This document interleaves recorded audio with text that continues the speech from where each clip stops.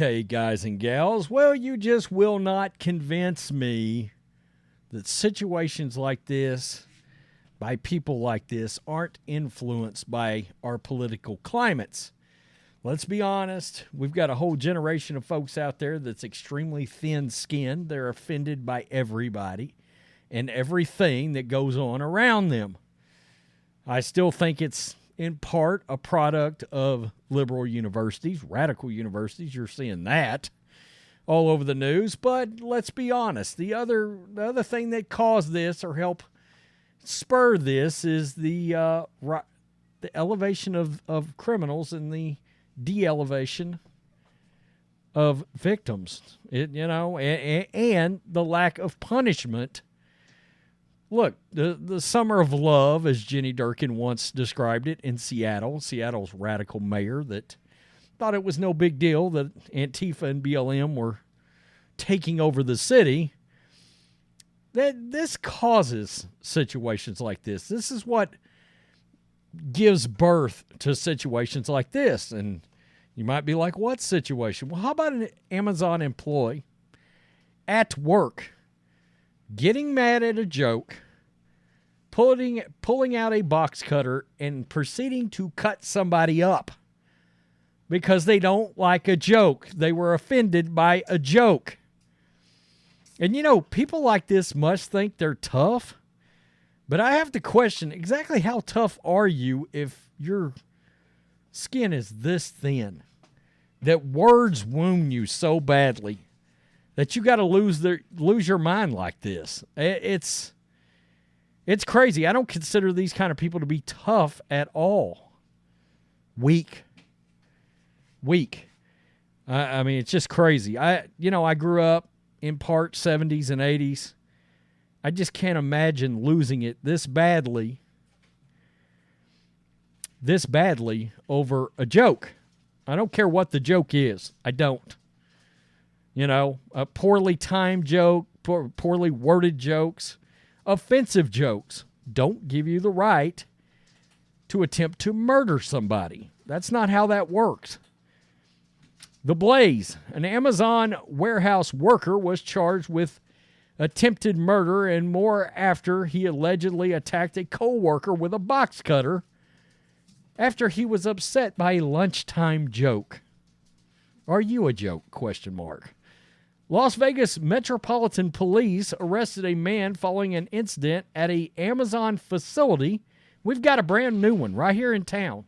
Literally 7 miles down the road, a brand new one.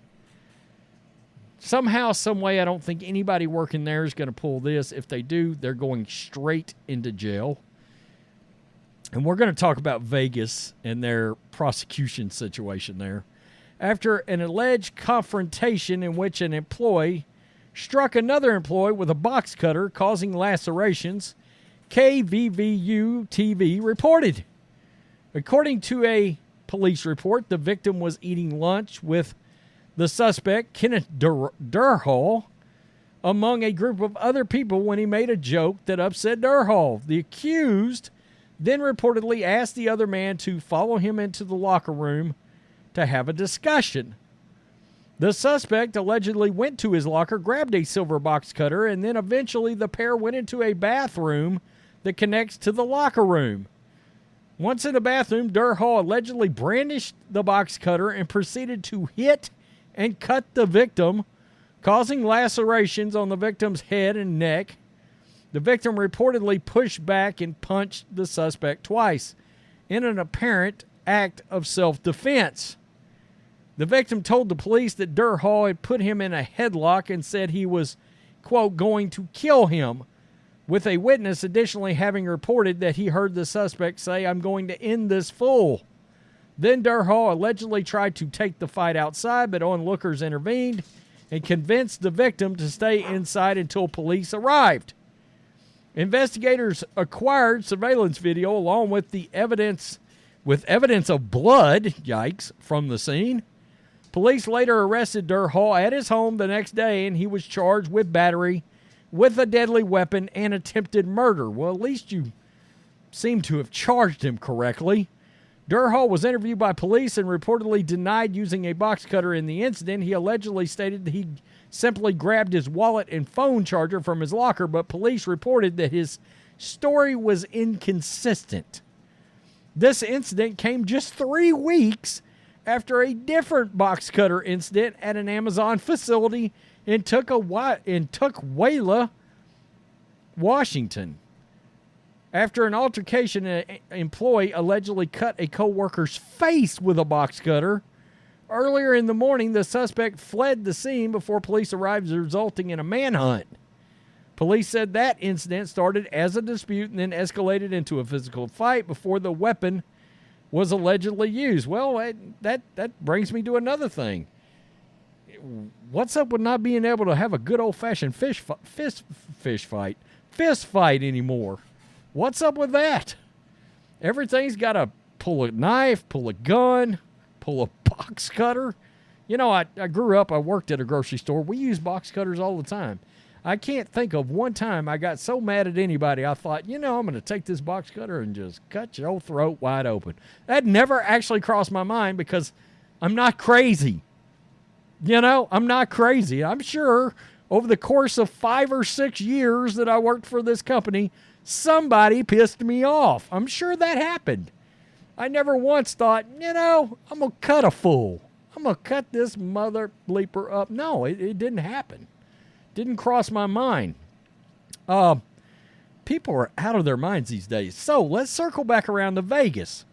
Okay, now the thing that concerns me about Las Vegas is their prosecutor, at least a couple of years ago, or maybe a year ago, this would be the same area where the former Las Vegas Raider wide receiver Henry Ruggs hit the woman going 156 miles an hour in his Corvette, killing her and her dog, bursting into flames.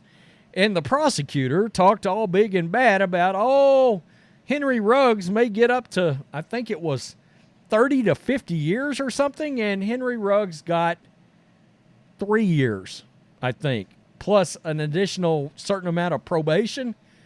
In other words, the Las Vegas prosecutor backed way off of his big and bad claims, which makes you wonder exactly to what extent will this guy actually be prosecuted.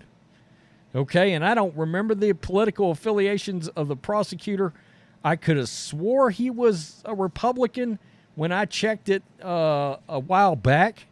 But, I mean, at this point, we're seeing with the Jim Jordan vote, I don't know that matters. There sure are a lot of fence riders out there, if that's the right word I want to use when it comes to riding things, fences.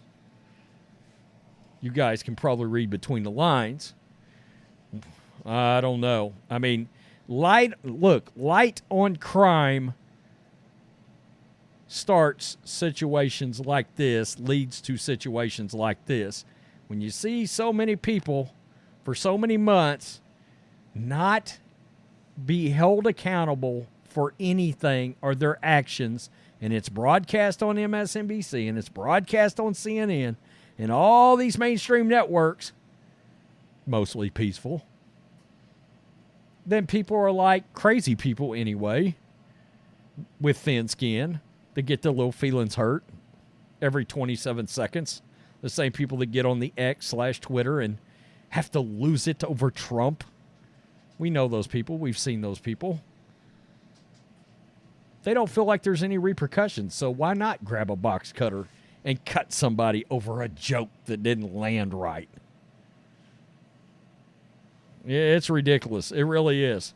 Kind of the same situations as, you see these NFL fights, and these fights are breaking out, and people believe that you really and truly can pull a gun or a knife, or 7 guys can beat the crap out of one person because somebody made a joke about their NFL team, or it's just absurd, The inmates are running the asylum in this country. Up at the House of Representatives, too, by the way. Wow. Jim Jordan just dropped out. So there's that. Wow, unbelievable. Tell me what you think, Black and White Network supporters. Peace. I'm out. Till next time.